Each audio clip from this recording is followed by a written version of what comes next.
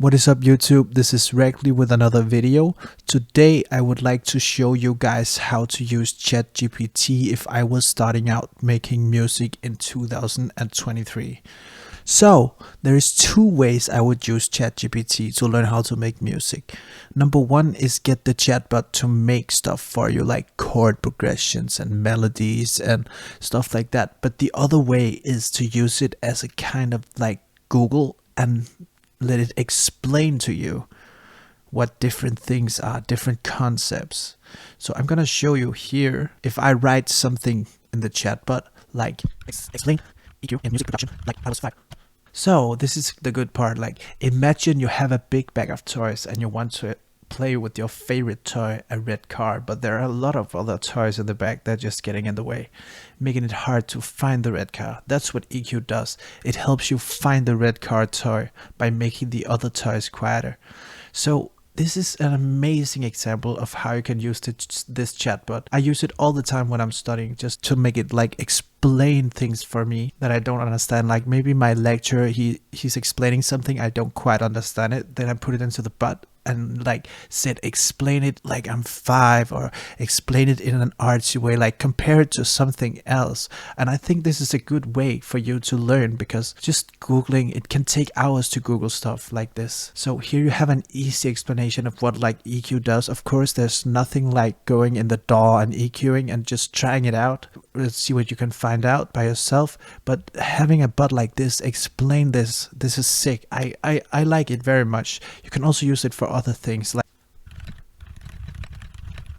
so here's the answer it comes up with. It compares it to like building a house. So compression in music is like a hammer in the toolbox of a carpenter. Just like a hammer can be used to drive a nail deep into a piece of wood, or to adjust the shape of the wood, compression can be used to control the level and dynamics of different sounds in a song. I think this is also an amazing answer, because if you never made music and if you build a lot of houses, this is a good comparison, because you know how to build a house, but you don't know how to make music. So it's good for this bot. Like you can use it so much to compare things to each other. And this is such a nice tool.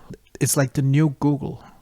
So another way you can use it is to get it to write chord progressions for you.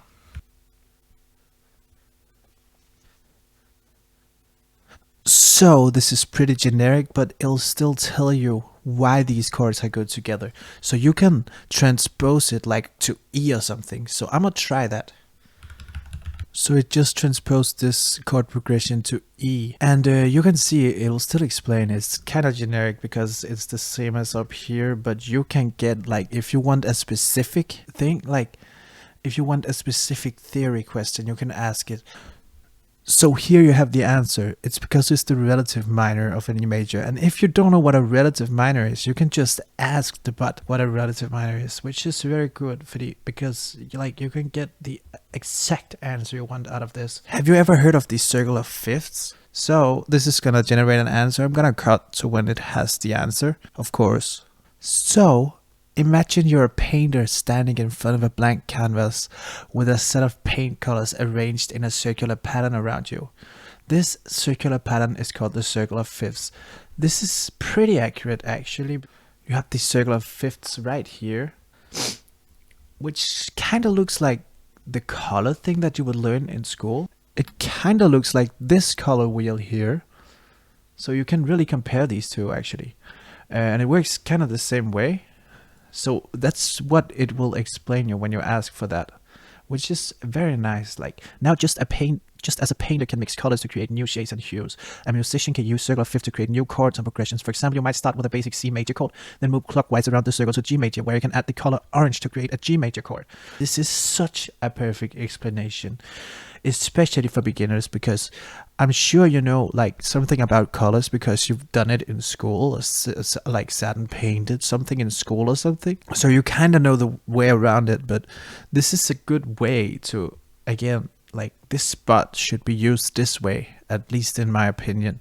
You can also use it to find obscure samples if you want. Let me see.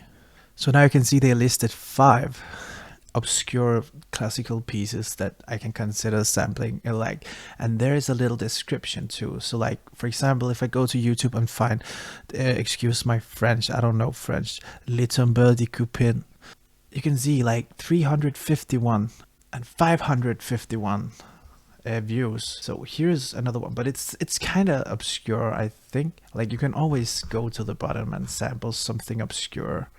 I don't know, like this got 55. It's obscure, but this just shows that this is such a nice tool and can be used in a lot of ways. I usually use it to get me to explain things, as I told earlier, but this is really nice. You guys should really try to use it this way, or get to use it this way. Just use it like Google, like you would ask Google, because this is just so much an easier way to learn stuff, I think, at least. So just go and try and experiment with like asking this bot for anything. You can use it, not just music. I use it for coding or programming all the time to get it to explain like some concepts and stuff like that, as I told earlier. But I think this is such a cool tool and you should use it. I think AI is the revolution, as long as it doesn't, like, go and become human or produce like music like the human would, or just replace all the human work. I don't think that's the way to go, but like you should use it as a tool, a really nice tool that can help you a lot. So this was just a little idea I got. I would show you guys because I think this is a really cool way to use it. So thank you for watching and see you next time.